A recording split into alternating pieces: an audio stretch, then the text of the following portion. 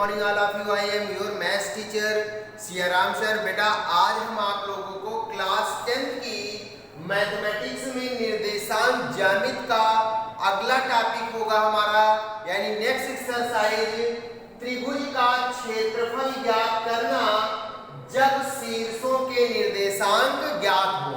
यानी कि अब हम लोग पढ़ेंगे त्रिभुज का क्षेत्रफल निकालना निर्देशांक ज्यामिति में, जिसमें आपको उस त्रिभुज के शीर्षों के निर्देशांक ज्ञात होंगे।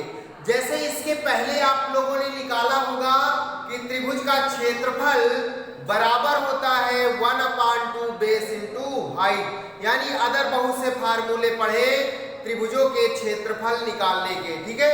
लेकिन यहाँ पे आज हम आप लोगों को त्रिभुजों के क्षेत्रफल ज्ञात करेंगे, लेकिन जब उसके शीर्षों के निर्देशांक दिए गए होंगे, यानी आपको भुजाएं नहीं दी गई होंगी। Clear?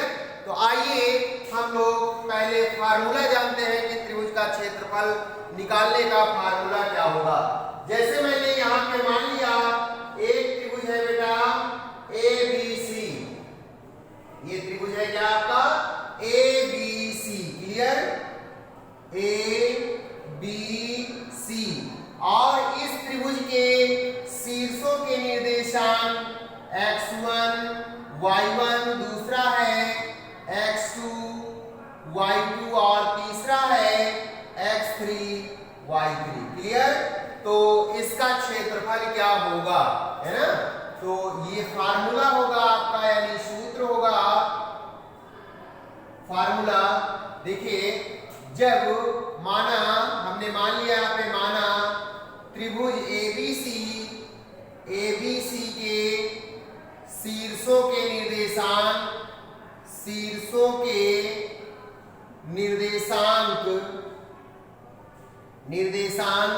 A x1 y1 B x2 y2 तथा C x3 y3 है।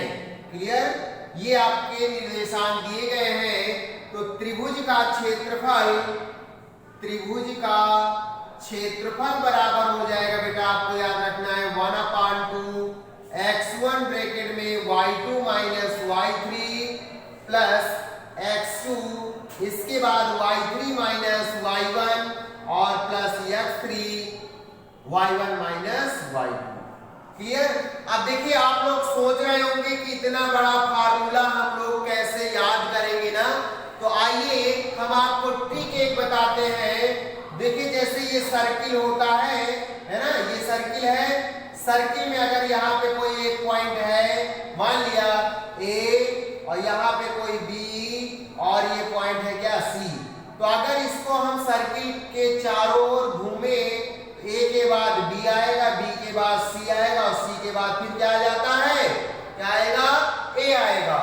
उसी प्रकार यहाँ पे देखिएगा, आपको ये याद रखना कि 1/2 x1, फिर ये है आपका क्या y2 y3 y1। तो y2 माइनस y3, यानी y2 के बाद क्या आएगा, y3 आएगा, तो y2 minus y3 plus x1 के बाद क्या आएगा, x2 आएगा, तो x2 और फिर y3 के बाद क्या आएगा, y3 minus y1 plus x3 और फिर y1 के बाद क्या आता है, y2, तो y1 माइनस y2 आ जाए। क्लियर? या फिर आप लोग इस तरह से याद रख सकते हैं x1 और यहाँ पे y 23 कर लीजिए।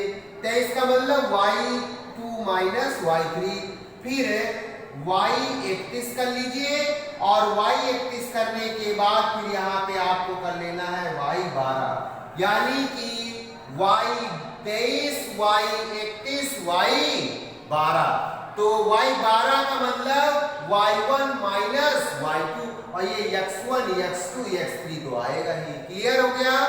आइए इसके बाद फिर आगे हम लोग बढ़ते हैं। जैसे इसके बाद आपको दे दिया जाए कि इस त्रिभुज का क्षेत्रफल निकालिए, तो त्रिभुज का क्षेत्रफल निकाल लेंगे, लेकिन कुछ कंडीशन आएंगी कि उसमें त्रिभुज का क्षेत्रफल बेटा क्या निगेटिव भी आ सकता है ना। तो क्षेत्रफल आएगा तो वो हम लोग पॉजिटिव लेंगे, ऋणात्मक चिन्ह छोड़ देंगे। क्लियर? तो त्रिभुज का क्षेत्रफल सदैव धनात्मक लेते हैं। क्या लेते हैं बताइए? धनात्मक लेते हैं। यदि ऋणात्मक आता है, त्रिभुज का क्षेत्रफल क्या आता है? ऋणात्मक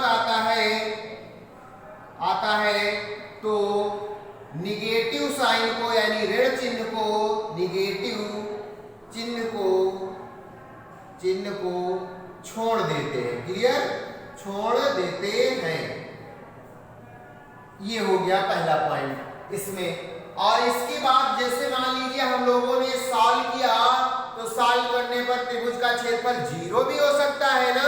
तो क्वेश्चन आपको प्रूव करने के लिए आएगा कि तीनों बिंदु, सिद्ध कीजिए कि तीनों बिंदु संरेख होंगे, है ना। तो संरेख होने के लिए क्या निकालेंगे? इसी त्रिभुज का क्षेत्रफल निकालेंगे। यदि त्रिभुज का क्षेत्रफल 0 आ जाए तो तीनों बिंदु क्या होंगे बेटा? संरेख होंगे, यानी कोलिनियर होंगे। तो अगला पॉइंट, तीन बिंदु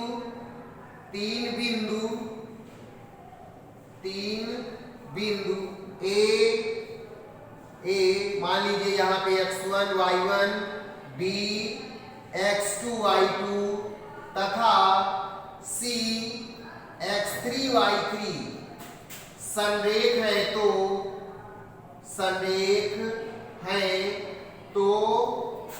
त्रिभुज का क्षेत्रफल बराबर 0 आएगा। क्लियर? यानी अगर त्रिभुज का क्षेत्रफल 0 आ जाता है तो तीनों बिंदु क्या हो जाएंगे बेटा? संरेख हो जाएंगे, यानी कोलिनियर हो जाएंगे। तो ये हम लोग इस तरह से प्रूव कर लेंगे, है ना। अब इसके बाद फिर त्रिभुज का यहाँ पे क्षेत्रफल का मैंने फार्मूला बताया, इसी फार्मूले को अप्लाई कर दीजिएगा, आंसर आ जाएगा।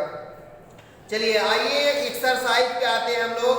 एक्सरसाइज 7.4 ले लेते हैं। पहला क्वेश्चन दिया गया है, उस त्रिभुज का क्षेत्रफल ज्ञात कीजिए जिसके शीर्षों के निर्देशांक 2, 3, -1, 0, 2, -4 हैं।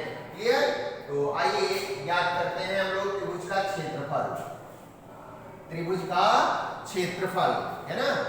तो त्रिभुज का क्षेत्रफल यहाँ पे निकालेंगे। अभी मैंने आपको देखिए फार्मूला बता ही दिया है, कितनी आसानी से, बहुत ही आसान तरीके से हम आपको बताएंगे त्रिभुज का क्षेत्रफल ज्ञात करना, जब त्रिभुजों के शीर्षों के निर्देशांक दिए गए हों। तो एक्सरसाइज 7.4 इसका पहला क्वेश्चन दिया गया है, उस त्रिभुज का क्षेत्रफल ज्ञात कीजिए जिसके शीर्षों के निर्देशांक हमने माना A 2, 3 और फिर है -1, 0, ठीक है, और B ये दिया गया, C है 2, -4। क्लियर? अब देखिएगा यहाँ पे आपको त्रिभुज के 3 शीर्षों के निर्देशांक दिए गए हैं, इसी त्रिभुज का क्षेत्रफल ज्ञात करना है। तो सबसे पहले यहाँ पे आप लोग पहला बिंदु x1 y1 कर लीजिए, ठीक है, ये दूसरा है x2 y2, फिर आगे x3 y3। क्लियर? तो त्रिभुज का क्षेत्रफल निकालने का फार्मूला आ जाएगा, त्रिभुज का क्षेत्रफल बराबर 1/2 x1। अभी मैंने फार्मूला क्या बताया था? y23 ना, तो x1 y23 का मतलब y2 - y3 प्लस x2 कर लीजिए, y31 बताया, 31 का मतलब y3 - y1 और प्लस x3 y12 बताया, यानी y1 - y2। ये अब यहीं पे वैल्यू रख देंगे, तो ये आएगा 1/2 और फिर x1 की जगह पे 2, y2 के प्लेस पे कितना आएगा 0, y3 के प्लेस पे -4, तो +4 प्लस x2 का मान क्या है? -1 है, तो यहाँ पे -1 हो जाएगा। y3 का मान, y3 की वैल्यू है -4, y1 की वैल्यू है कितनी? 3।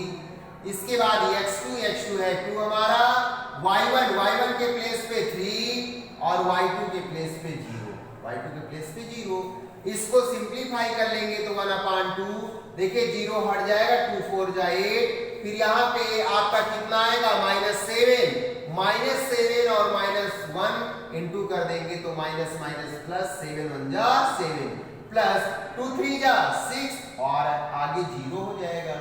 तो ये आएगा 1/2, दो तीनों को ऐड कर लीजिए, ऐड करेंगे 8 7 15 और 15 और 6 कितना होगा, यानी 8 7 15, 15 6 21, तो ये आएगा 21, 1/2 इंटू 21 यानी कि 21/2। और देखिए क्षेत्रफल है, क्षेत्रफल की यूनिट होती है वर्ग इकाई। क्या होती है बेटा वर्ग इकाई। तो त्रिभुज के क्षेत्रफल यानी त्रिभुज का क्षेत्रफल क्या आ गया 21/2 वर्ग इकाई। क्लियर।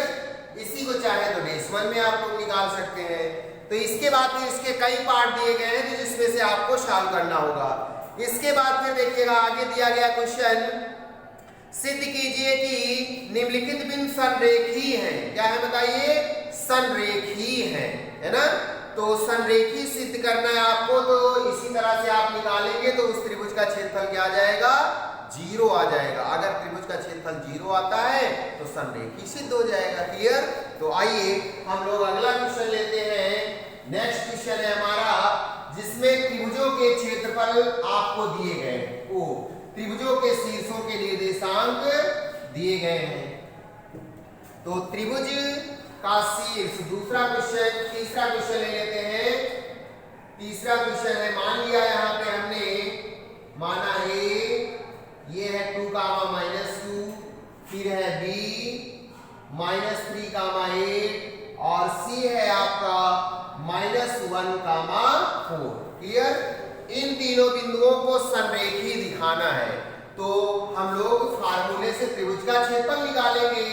तो बाय यूजिंग फार्मूला, सूत्र से क्या होता है बेटा त्रिभुज का क्षेत्रफल, त्रिभुज का क्षेत्रफल बराबर 1/2 ब्रैकेट में x1 y 23 ना, तो y2 y3 और फिर आपको क्या बताया y 31, तो यानी कि x2 31 का मतलब y3 y1, फिर प्लस का x3 y12 का मतलब y1 y2, ये आ गया।